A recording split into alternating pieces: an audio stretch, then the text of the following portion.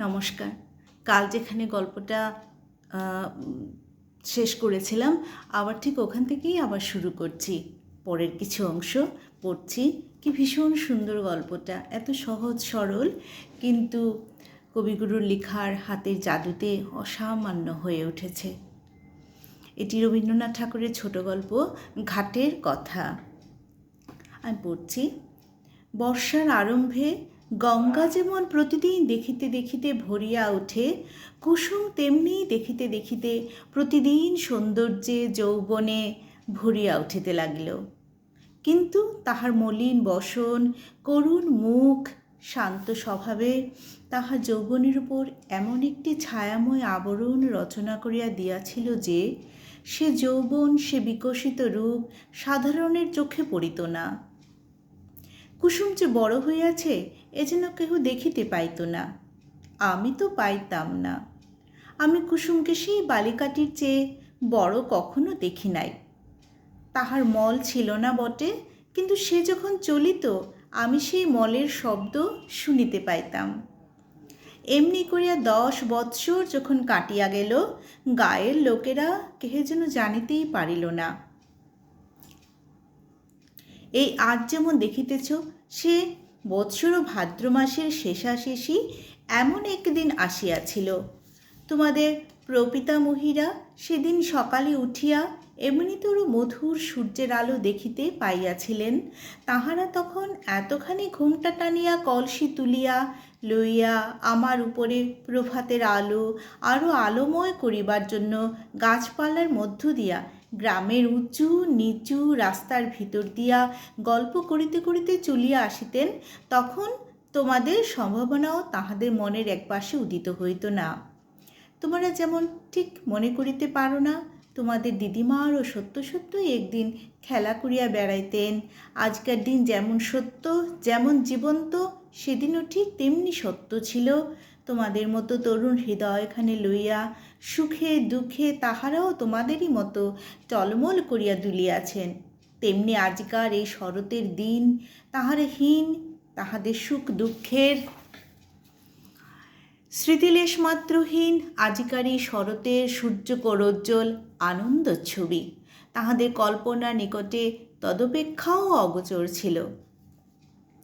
সেদিন ভোর হইতে প্রথম উত্তরের বাতাস অল্প অল্প করিয়া বহিতে আরম্ভ করিয়া ফুটন্ত বাবলা ফুলগুলি আমার উপরে এক আধটা উড়াইয়া ফেলিতেছিল।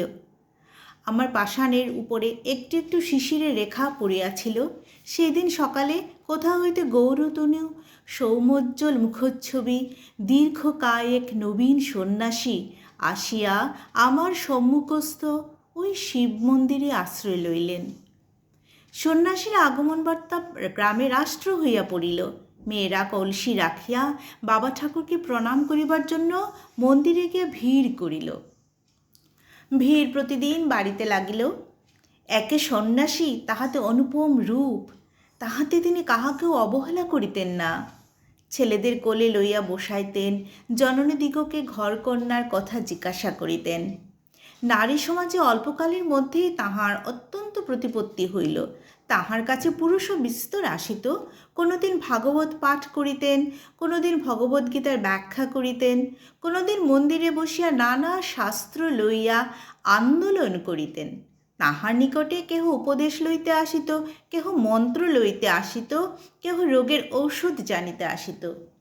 মেয়েরা ঘাটে আসিয়া বলাবলি করিত, আহা কি রূপ! মনে হয় যেন মহাদেব সশরীরে তাহার মন্দিরে আসিয়া অধিষ্ঠিত হইয়াছেন।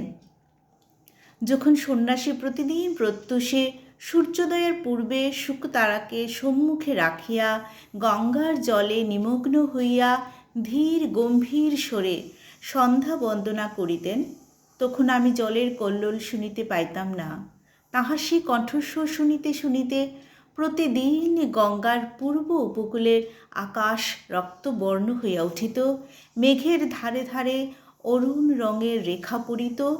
অন্ধকার যেন কুড়ির আবরণপুটের মতো ফাটিয়া চারিদিকে নামিয়া পড়িত ও আকাশ সরোবরে উষা কুসুমের লাল আভা অল্প অল্প করিয়া বাহির হইয়া আসিত।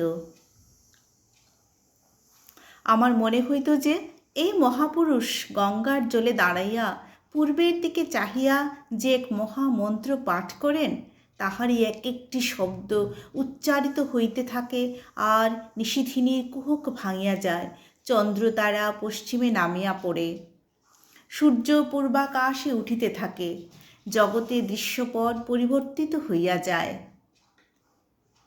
একে মায়াবী! স্নান করিয়া যখন সন্ন্যাসী হোম শিখার ন্যায় তাহা দীর্ঘ শুভ্র পুণ্যতনু লইয়া জল হইতে উঠিতেন, তাহার জটাজুট হইতে জল ঝরিয়া পড়িত, তখন নবীন সূর্যকিরণ তাহার সর্বাঙ্গে পড়িয়া প্রতিফলিত হইতে থাকিত। এমন আরও কয়েক মাস কাটিয়া গেল।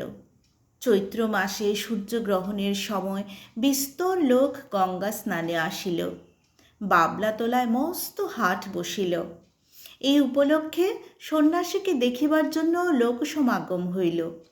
সে গ্রামে কুসুমের শ্বশুরবাড়ি, সেখান হইতেও অনেকগুলো মেয়ে আসিয়াছিল। সকালে আমার ধাপে বসিয়া সন্ন্যাসী জপ করিতেছিলেন, তাহাকে দেখিয়াই সহসা একজন মেয়ে আরও একজনের গা টিপিয়া বলিয়া উঠিল, ওলো, এ যে আমাদের কুসুমের স্বামী।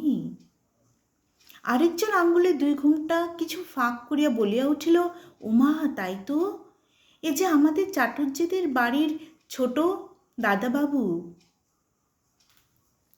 আরেকজন ঘুমটার বড় ঘটা করিত না, সেগুলো আহা, তেমনি কপাল, তেমনি নাক, তেমনি চোখ। আরেকজন সন্ন্যাসীর দিকে মনোযোগ না করিয়া নিঃশ্বাস ফেলিয়া কলসি দিয়া জল ঠেলিয়া বলিল, আহা।